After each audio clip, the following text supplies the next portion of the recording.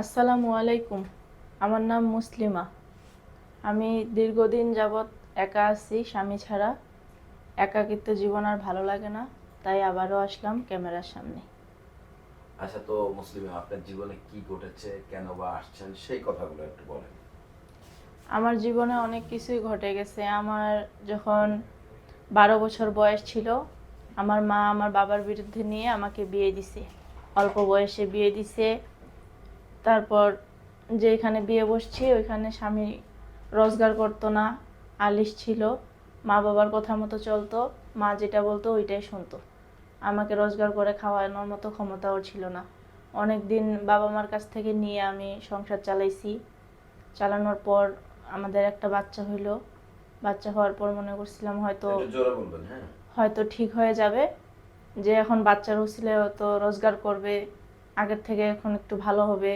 কিন্তু না, ও যেরকম ছিল ওরকমই, মানে নেশাবানি করতো, জুয়া খেলতো, টাকা দিয়ে বাজি ধরতো, কিন্তু ইনকাম করতো না। তারপর এইভাবেই আমি সেলাই কাজ শিখলাম।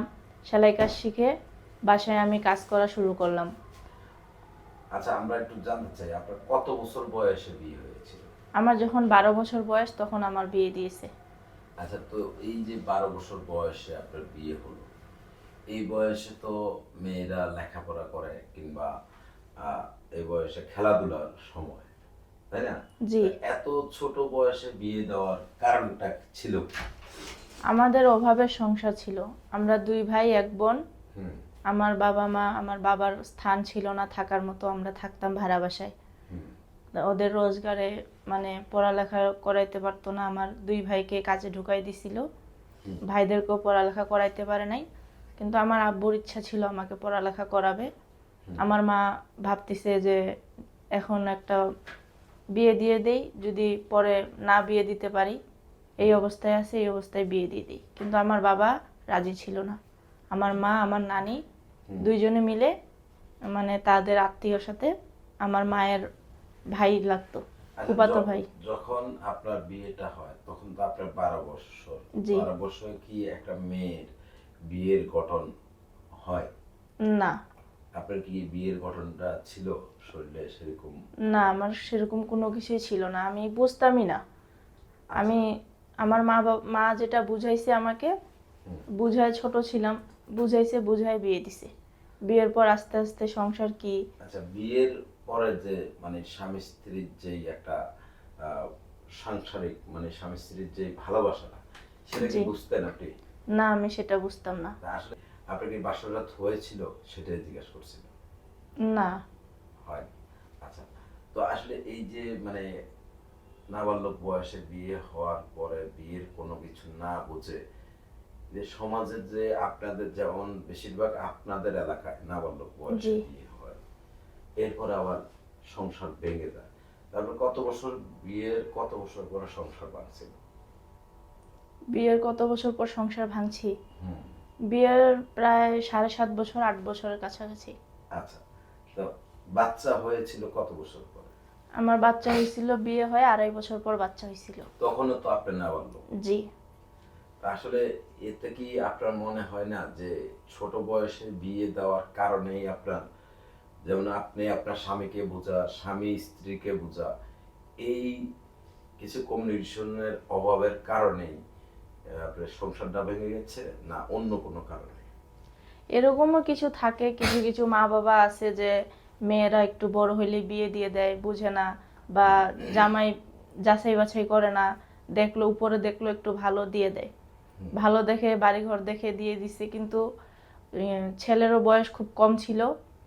আর ওদের ওইদিকে মানে প্রত্যেকজনই নেশা করতো, হুম। নেশা করতো, জুয়া খেলতো, কিন্তু বয়স ওই ইনকামই করতো না, তাছাড়া সবই করতো। আর প্রত্যেকটাই মায়ের কথা মতো চলতো, উঠতো বসতো সব মায়ের কাছে।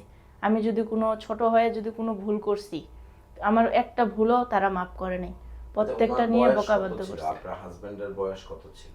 আমার হাজবেন্ডের বয়স, আমার যখন 12 বছর ছিল তখন ওর 15 বছর বয়স ছিল। আচ্ছা, তো ধরেন সেও তো নাবালক ছিল। জি।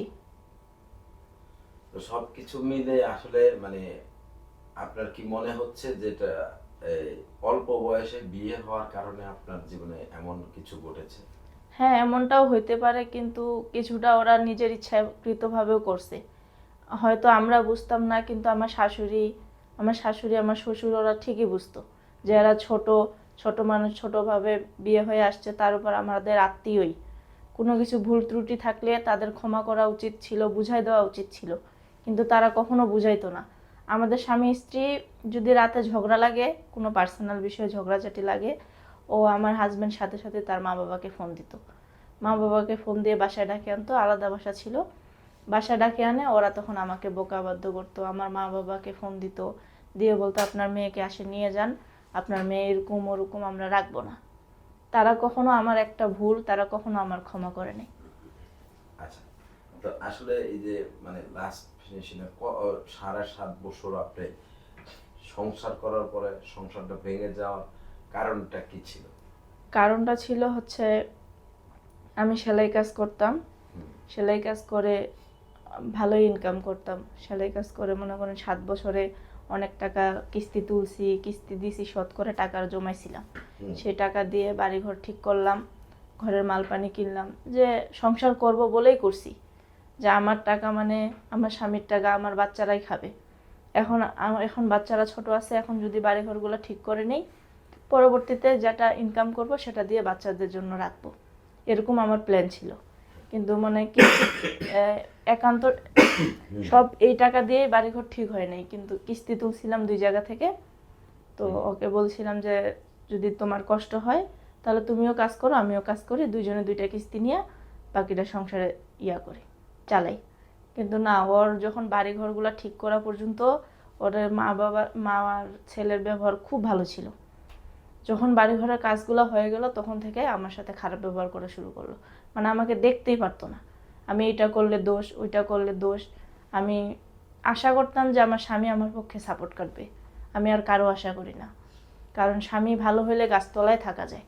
কিন্তু আমার স্বামী কখনো আমার সাপোর্ট করে না। আমার স্বামী সবসময় ওর মা যেটা বলতো ওইটাই, ওর ভাই ওর ভাইয়েরা আমাকে ধরে মারতে চাইতো, বকাবাদ্য করতো, ওদের দিকে সাপোর্ট করতো, কখনো আমার দিকে সাপোর্ট কাটেনি।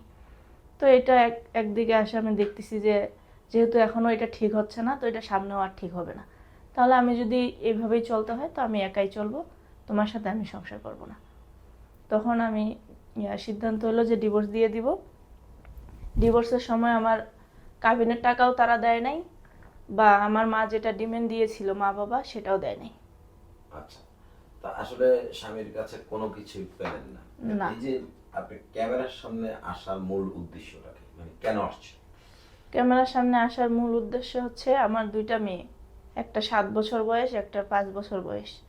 এখন আমি ছোট মেয়েটা ছোট, তাকে রেখে কাজ করতে পারতেছি না ঠিক মতো, তাদেরকে খানা খরচ দিতে পারতেছি না ঠিক মতো। আর আমার বাবা মা এখন এক পর্যায়ে আসে, আমার বাবা মা আলাদা হয়ে গেছে, আমার একটা ভাই মারা গেছে, একটা ভাই আছে। আমার বাবা মার জায়গা সম্পত্তি কিছু নাই যে আমি থাকার মতো, যদি থাকার মতো একটু জায়গা থাকতো তাহলে ওইখানেই থাকতাম, বাসায় সেলাই কাজ করে ওইভাবেই চলতাম। আমাদের থাকার মতো কোনো জায়গা এখন নেই। মূলত আপনি কি চাচ্ছেন, মানে আমি আপনার চাচ্ছি চাওয়াটা কি? আমি চাচ্ছি যে একজন ভালো একজন মানুষ, যে আমার বাচ্চা 2টার দায়িত্ব নেবে, আমার একটু থাকার স্থান করে দিবে, এতটুকুই চাওয়া আমার। আচ্ছা, তো আসলে পৃথিবীতে কি কেউ এমনি এমনি কাউকে কিছু দেয়? না, এমনি এমনি তো কেউ কাউকে কিছু দেয় না। তাহলে আপনি কি দিবেন? আপনাকে থাকার জায়গা করে দিল, আপনাকে একটা ব্যবস্থা করে দিল, তো আপনার কাছে সেই লোকটা কি পাবে? যে আমার পাশে থাকবে আমি তার পাশে থাকবো।